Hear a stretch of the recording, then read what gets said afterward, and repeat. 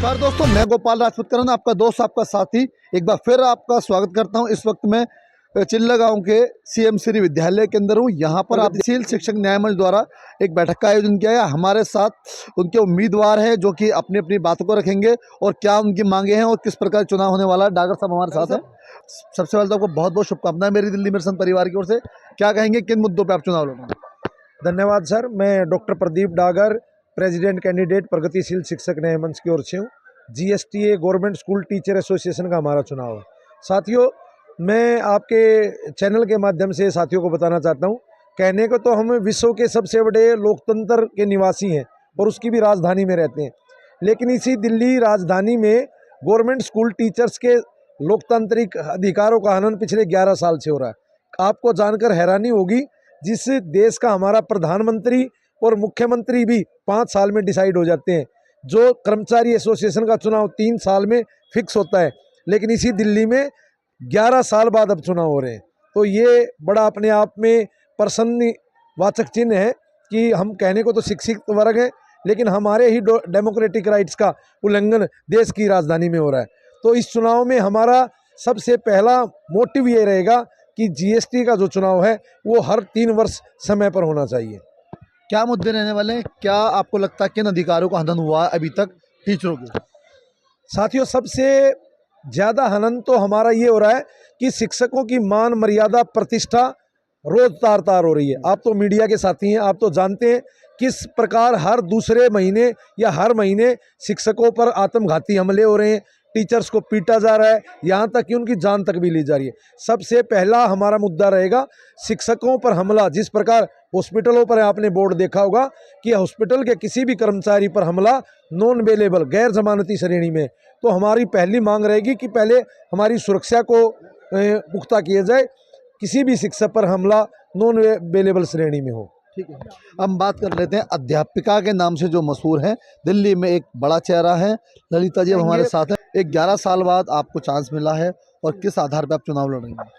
नमस्कार। सबसे पहली बात तो मैं बता दूं, हमें 11 साल बाद नहीं, 50 साल के बाद महिलाओं को जीएसटी में एक अपना आवाज़ रखने का मौका मिला है और मैं प्रगतिशील शिक्षक न्याय मंच की उपाध्यक्ष हूँ।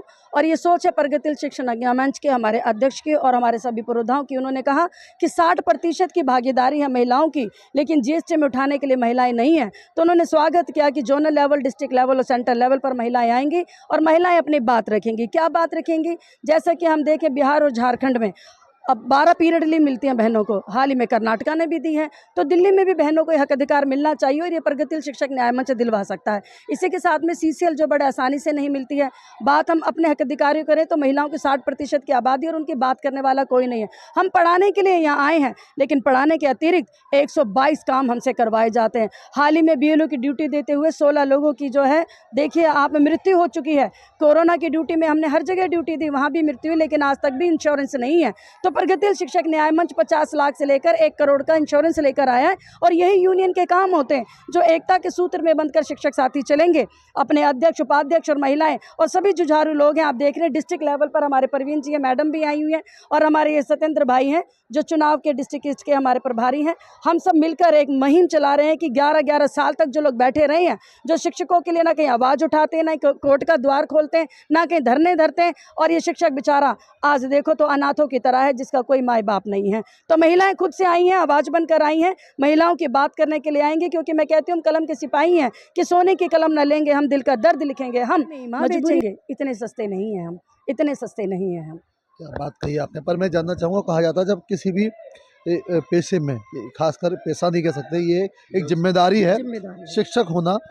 जब जो एक तरफ है आपके लोग जो आईएएस का बनते हैं, दूसरी तरफ है जो मॉडल स्कूल होते हैं, आपकी पद्धति और आपके स्टैंडर्ड में क्या कहें उनके जीवन में कितना फर्क है? बहुत अंतर है सर। हम जिंदा बच्चों में जो बच्चे चीखते हैं, चिल्लाते हैं, गरीब परिवारों से आते हैं, उन्हें आत्मसम्मान देते हैं, आत्मविश्वास देते हैं, आजीविका कमाने का साधन देते हैं। उनको समझना पड़ता है, उनके विचारों को देखना पड़ता है। उनकी पारिवारिक आर्थिक स्थिति बहुत कमज़ोर है। सबसे पहले उन्हें भी आत्मविश्वास देने में आकर उनका सम्मान तो होगा ही, साथ ही उन्हें हर प्रकार की वो सुविधा मिलेगी जो बच्चे डिजर्व करते हैं। देखिए स्कूल बहुत अच्छे हैं, लेकिन शिक्षकों के लिए बहुत अच्छा काम करना पड़ेगा। आज शिक्षकों को हक अधिकार मिलने की बात आई है तो वो फाइलों से डील करते हैं, वो फाइलें निर्जीव फाइलें, उनमें कुछ भी लिख दिया जाए, लेकिन गलती से भी यदि हमसे कोई एक बच्चा चूक गया, जिससे अच्छी शिक्षा ना दी हो, तो आपको प्रमाण है, यहीं पर ही कलाम भी पैदा हुए हैं, यहीं पर बिन लादेन भी पैदा हो रहे हैं। तो ये तो शिक्षा का ही बात तो है कि हम शिक्षक हैं, देवों से भी बड़ा पद हमें दिया जा रहा है, और चाणक्य ने तो चोटी में गांठ लगा कर जो है महान सम्राट अशोक बना दिए। और देखिए बड़ी बात है कि हम शिक्षक हैं, मैं सभी शिक्षक साथियों से भी अपील करती हूँ कि प्रगतिशील शिक्षक न्याय मंच को जीत दिलाएं और भारी बहुमत से जीत दिलाएं, क्योंकि आज काली घनघोर अंधेरी रात जो 11 सालों तक थी, आज सवेरा खुद चल कर आ रहा है। और प्यारी बहनों, मैं कहती हूँ कि उजालों की खातिर खुद अपने द्वार खोलने होंगे, बंद कमरे में कभी सूरज नहीं आता। हम बच्चों से डील करते हैं जो एक क्लास में 70 बच्चा बैठा है और हर आधे घंटे के बाद हमारा पीरियड बदलता, 8 पीरियड हम लोग लेते हैं, तो हजारों बच्चा हमारे पास आता है और हर बच्चे को हम शिक्षा देते हैं। कहीं भी कोई चूक हो जाती है ना, तो वहाँ पर वो उसके बाद पुलिस थाने और न्यायालय की बात होती है, लेकिन हम ऐसा होने ही नहीं देते। हर बच्चे को हम नौकरी की बात करते हैं, हम बच्चे को उसके सम्मान की बात करते हैं, हम बच्चों को हुनर सिखाते हैं। आज विद्यालयों में जिस तरह से शिक्षक जूझ रहा है, उसे ना गर्मी में सुविधा मिलती है, ना सर्दी में सुविधा मिलती है, ना ही कोई बहुत अच्छी तनख्वाह मिलती है। हर शिक्षक साथी जो है वो EMI पे जूझ रहा है, और टैक्स हम देते हैं तो देखिए जी 12 महीने काम करते हैं और 10 महीने की हम तनख्वाह लेकर जाते हैं। तो बहुत सारी चुनौतियां हैं जिनकी हम चर्चा करते रहेंगे। प्रगतिशील शिक्षक न्याय मंच आएगा तो सबके हक अधिकार की बात करेगा। किस प्रकार देखते हैं 2 शब्दों में आप ललिता जी को? और मेरा नाम अपराजिता लाल है और मैं as a executive member district east से खड़ी हूँ। मेरा मानना ये है कि जब हम कोई ड्यूटी की बात करते हैं तो टीचर सबसे आगे होते हैं, चाहे BLO की ड्यूटी हो, चाहे इलेक्शन की ड्यूटी हो, चाहे सेंसस की ड्यूटी हो, उसमें हमेशा टीचर सबसे आगे रहेगा, उसको कहेंगे ड्यूटी दे। लेकिन जब टीचर्स को राइट की बात करता है तो उसको सबसे पीछे कर देते हैं, उसका तो कोई राइट ही नहीं बनता है। आपको सैलरी मिल रही है ना हर काम की, एक यही लाइन बोल के कि सैलरी मिल रही है, सैलरी हमें बच्चों को पढ़ाने के लिए मिल रही है, बाकी सारे कार्य काम के लिए नहीं मिल रही है, तो उसको इंक्लूड करके क्यों कहा जाता है कि नहीं? तो टीचर्स की एक्सप्लॉयटेशन सबको मिल रही है, लेकिन जो ह्यूमिलेशन और एक्सप्लॉयटेशन जो टीचर्स का हो रहा है, ऊपर वाले लेवल से भी और नीचे से भी हर तरह से हो रहा है, उसको हटाने के लिए GST का इलेक्शन इस वक्त प्रगतिशील शिक्षक न्याय मंच को जीतना बहुत ही जरूरी है। मैं गोपाल राजपूत, मेरी दिल्ली मेरे स्थान के लिए CM